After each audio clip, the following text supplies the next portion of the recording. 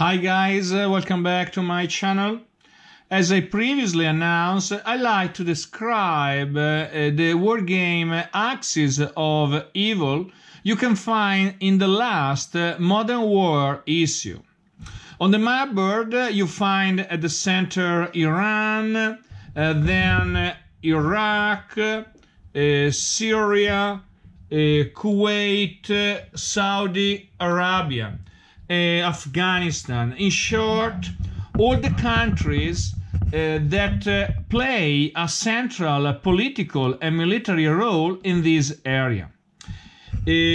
Moreover, on the map board you find other useful turn tracks, well, the coalition action point track, the game turn, both for the coalition and both for the Eurasian, the Eurasian Union action points track, well, the core rule of this system. Then you find air combat and bombardment table, the ground combat table, and on the right you have the terrain chart.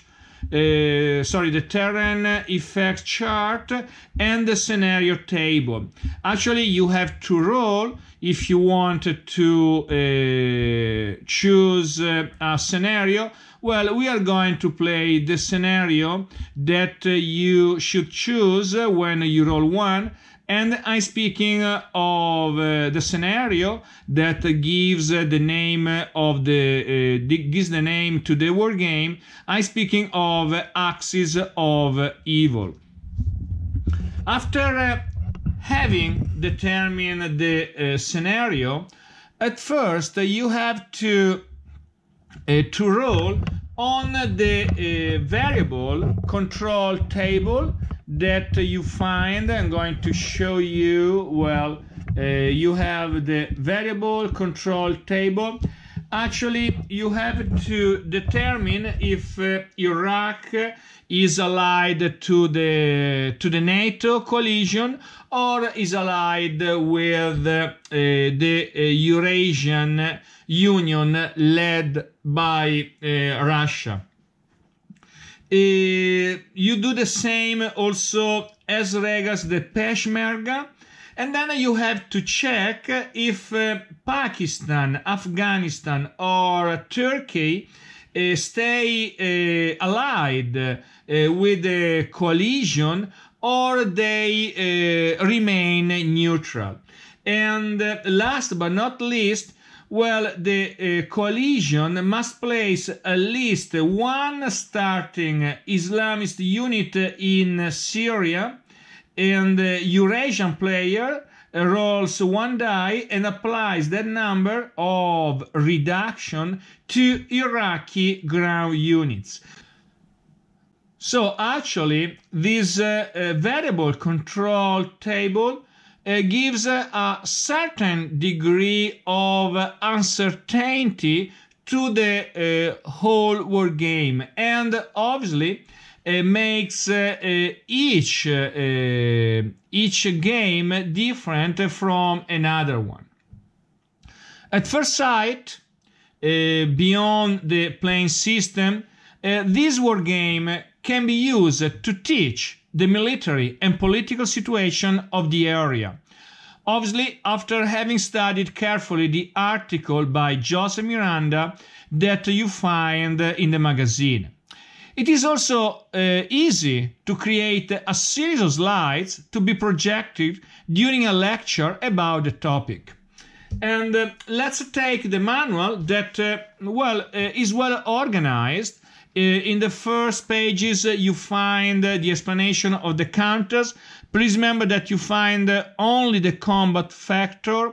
Why? Because the movement, the hexes that each unit can move are determined at the beginning of each phase. Then you have a series or a long list about the abbreviations that are used to indicate each unit. At the page before you find the unit types, the several ground combat units. Then you have the air units, the missile units. Actually, you use these counters when you want to determine an air bombardment, an air strike, a ground combat that is supported by the plane units. But the setup needs little of time. Why? Because it's not so intuitive, and you have to read carefully to understand the setup of every single unit. So after having determined the scenario, you have to deploy the units according to this long series of instructions, and you have to pay attention not to make mistakes. I like the intention of the designer, but of the publisher, to write immediately the way to win this war game. At the point 4, you find how to win. Actually, each player gets points by seizing the objective symbols. Well, for example, you get points when you seize Tehran, or as alternative when you seize Hesfaran. So these objectives are not simply cities, but they are also nuclear objectives. Please notice this symbol. And also when you seize other objectives, I don't know, for example, let's have a look at Mosul.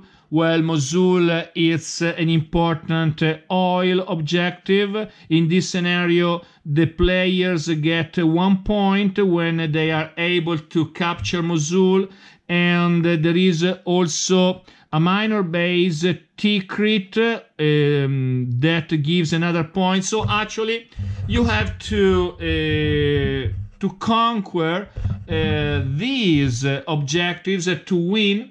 And please remember that each enemy ground combat units gives a point if it's located in the eliminated units area. You have several levels of victory. 25 victory points or more, strategic victory. Then operational victory between 15 and 24 points, a marginal victory between 5 and 14 points. It's a draw when the difference between the two players' victory points is under 4, 4 or under 4. There isn't a sudden victory. The turn sequence, point 6, you have each turn of Axis of Evil is divided into 3 phases. Action point phase, actually you roll 2 dice, each player rolls 2 dice. Well, for example, I'm the NATO player, I rolled 7, so actually in this turn I'm having 7 action points plus 2. Why? Because I have to count also the major bases. And at the beginning of the game, each player has 2 major bases. So 9 action points for the NATO player, and 9 plus 2, 11 action points as regards the Eurasian Union player. And what do you do with these action points? Actually, Well, when you start with your action phase, well, please remember that in this scenario, well, the NATO player has the so-called shock marker, and the NATO player has the initiative. So, at the beginning of his phase, the NATO player has to have a look at the action point expenditures table, and he has to determine which action he can start. For example, if the NATO player wants to move one unit non-hyperwar, well, guys, the hyperwar units are the units with a plus on the counter. Well, these are the most powerful units in the stock, in the available stock. And if you want to move all hyperwar units, well, the players spend 1 point, and so on. Make a strategic railroad movement. When you want to attack, you have to spend 1 point. Multi-unit attacks. Well, when there are more units in the attack, well, you spend action points.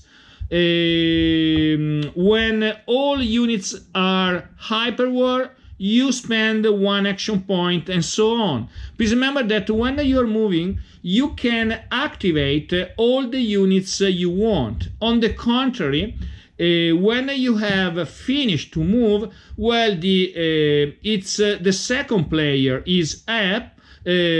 Sorry. When you have activated all the units, the second player is up, and he can start his phase. Please remember that, obviously, generally, I recommend to deploy immediately the available reinforcement. Please remember that you find the available reinforcements in the as regards the Eurasian Union Alliance. Well, this is the box. You can see that there are a lot of units, and you can see here the available NATO units. So, well, as usual, it would be better to deploy immediately some reinforcements. I tried a couple of turns, and I started all the actions by using the air units to get the air superiority, to bombard some important bases. But I realized that the Russian air units, well, are very powerful. And so, if you notice, you have the air combat table.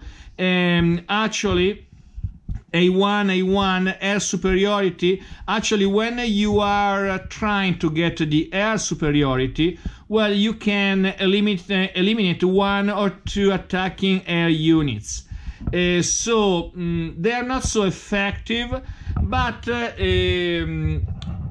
please try to use at first the air phase, or better, try to launch at first the air superiority offensive. Why? Because you are simulating the modern wars. Actually, each modern war is always started by using the air units. Anyway, this is a very, very good word game. Well, obviously, you can, or we can criticize, well, the simplistic way to determine the movement. Simply you roll a die and you move the units according to the die, but actually it's a sort of basic rule. It's acceptable. So yes, it's a cons, but not so important. On the contrary, the action points rule and also the interaction between the two players well, is very high. So this is a sort you can consider this word game entertaining and very, very dynamic. It's not recommendable to play in solitaire. These alternating action and the variety of operations represent a high degree of interaction. So I don't like playing this word game in solitaire. I repeat, the cons are about a movement allowance determined by a simple die roll. And also, well, I don't like the ground combat table is really simplicist. But as usual, if you want to spend a pleasant night learning something more about the Persian Gulf, this is a very good basic word game. All in all, this word game passes the exam, albeit we cannot consider it so sophisticated and detailed. I consider it an introductory simulation to know something more about this theater of war. Well guys, that's all, and bye, and stay tuned for the coming soon videos about wargaming. Again, bye.